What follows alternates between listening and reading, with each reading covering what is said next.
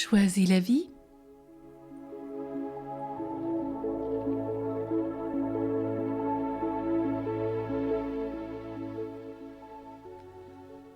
Rien ne se perd.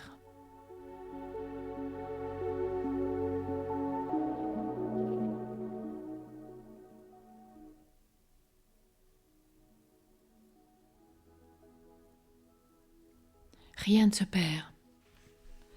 Les artistes innovent à partir de ce qui existe déjà et qui les a touchés. Les chercheurs scientifiques ou les historiens orientent leurs recherches d'après ce qui est déjà connu et qui les émeut ou stimule davantage leur créativité.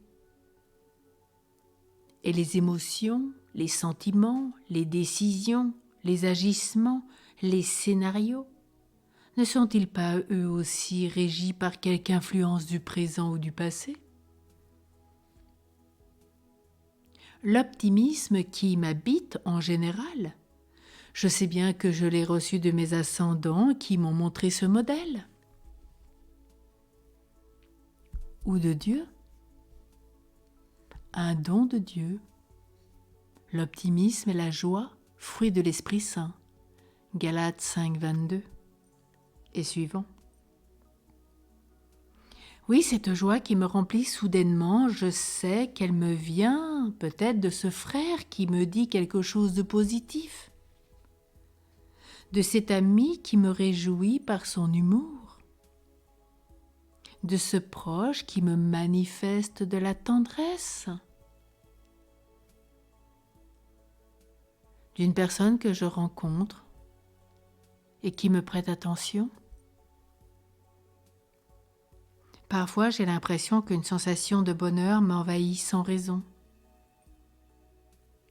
Je perçois alors que quelqu'un a peut-être pensé à moi et que cette pensée la remplit de joie.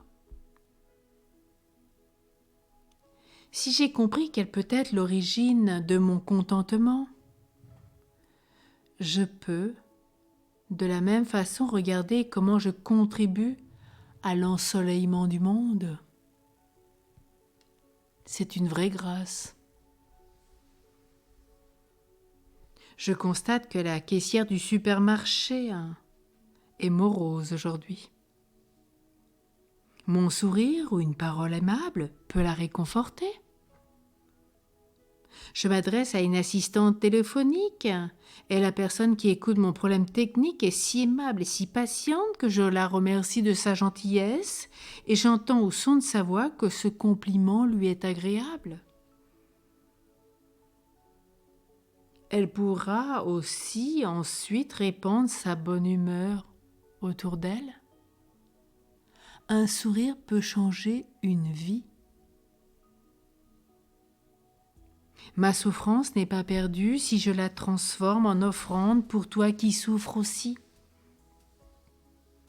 Ma douleur physique n'est pas inutile si je m'unis à tous ceux qui, à ce moment même, sont torturés par des idées politiques ou pour ce qu'ils représentent dans un système totalitaire, ou ceux qui sont massacrés par villages entiers dans certaines régions du monde et encore plus particulièrement en notre siècle. C'est bien le pape Jean-Paul II qui disait que nous sommes le siècle des martyrs.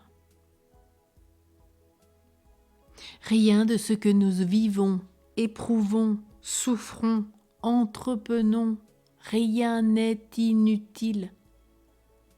Rien. Rien de ce qui est vécu, éprouvé, entrepris n'est vain. Tout contribue à l'enrichissement du monde ou à son affaiblissement. C'est bien saint Paul qui nous rappellera que quoi que nous fassions, notre acte élèvera le corps mystique de l'Église ou l'abaissera. Oui, rien n'est en vain, rien n'est inutile. Aucune goutte d'amour ou de souffrance n'est perdue si nous l'offrons, même si nous n'en pouvons plus, un acte essentiel le soir, même si nous n'arrivons plus à prier, que la douleur nous torture, que nos nuits soient compliquées, difficiles, éprouvantes, que la souffrance soit psychique ou spirituelle ou relationnelle. Un acte essentiel le soir, ou le matin, ou pendant la nuit, tout offrir. Tout offrir, même quand je ne peux plus prier. Tout peut être transformé par Dieu en bénédiction si nous le voulons bien.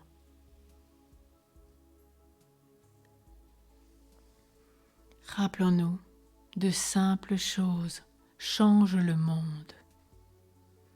Un simple sourire peut préserver une vie et je peux en témoigner. Oui, un simple sourire. Alors aujourd'hui, laissons-nous transformer. Offrons-lui tout à Dieu pour qu'il transforme nos vies. Que tout par lui soit bénédiction, ce qui veut dire du bien, bénédiction. Si nous le voulons.